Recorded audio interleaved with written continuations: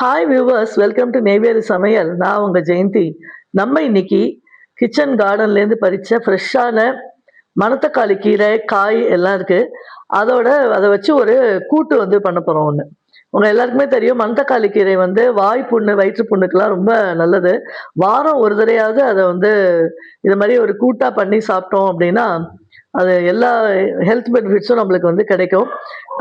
வீட்டில் இல்லை அப்படின்னாலும் கீரை கடைகள் எல்லாமும் இப்போ நல்ல ஒரு பஞ்ச் அப்படியே கிடைக்கிறது, அது மாதிரி வாங்கிக்கலாம்.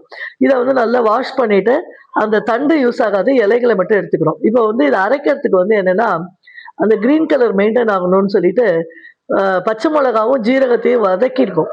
அதை காரத்துக்கு அதை மட்டும் தான் யூஸ் பண்ண போறோம். பெருங்காயம் கொஞ்சம், பச்சை மிளகாவும் இப்போ 4-5 பச்சை மிளகா எங்கள் வீட்டிலேயே இருந்த காய்ச்ச பச்சை மிளகாய் இது. அதை பண்ணிட்டு இப்போ அந்த பேனில் கொஞ்சோண்டு எண்ணெய் ஊற்றி தாளிக்கிறதுக்கு கடுகு, உளுத்தம்பருப்பு எல்லாம் போட்டு கொஞ்சம் நல்லா தாளிச்சாச்சு. தாளிச்சிட்டு இப்போ இதுக்கு கீரை ஒரு சின்ன ஒரு பஞ்ச் தான் இருக்கு. அதனால கொஞ்சமாக ஓரளவுக்கு தண்ணி அதில் ஆட் பண்ணிக்கிறோம். தண்ணி ஆட் பண்ணிட்டு அதோட கீரை கூட்டுனால நம்ம எல்லாருக்கும் தெரியும், பயத்தம்பருப்பு போடுவோம். அது ஒரு கைப்பிடி பயத்தம்பருப்பு அதில் ஆட் பண்ணுறோம். இந்த பாருங்க, போட்ட முன்னாடியே அந்த பயத்தம்பருப்பு ஆட் பண்ணுறோம்.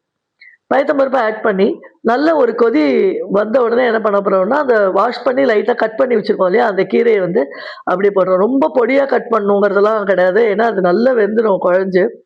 அதுக்கப்புறம் அரைக்கிறதுக்கு இப்போ நம்ம அதை வதக்கி வச்ச இதுலேருந்து கொஞ்சம் தேங்காய் பல் கொஞ்சம் சேர்த்து அரைக்கணும். ஏன்னா தேங்காவும் அவ்வளவு நல்லது வயிற்று புண்ணுக்கெல்லாம். அதனால தேங்காவும் சேர்த்துக்கிறோம். இது பாருங்க, நல்ல தண்ணியெலாம் வற்றி நல்ல இதுவாயிடுச்சு. இதுக்கு நடுவில் இதில் சால்ட்டும் நம்ம ஆட் பண்ணிட்டோம். அப்புறம் இந்த அரைச்ச அந்த தேங்காய் விழுதை இதில் போடுறோம். போட்டுட்டு இதை தாளிக்கும் போதெல்லாம் தேங்காய் எண்ணெய் யூஸ் பண்ணிங்கன்னா இன்னும் ஆடட் டேஸ்ட்டாக இருக்கும். இது பாருங்க, நம்ம வீட்டிலேயே பறிச்ச இது அப்படிங்கிறதுனால அளவாக ஒரு 2 பேர் சாப்பிட்ற அளவுக்கு தான் இது இருக்குது. குழந்தைகளுக்கெல்லாம் வாரத்தில் ஒரு தடவை இது மாதிரி ஒரு கீரையாக ப்ராக்டிஸ் பண்ணிங்கன்னா நல்லாயிருக்கும். ட்ரை பண்ணுங்கள். தேங்க்யூ.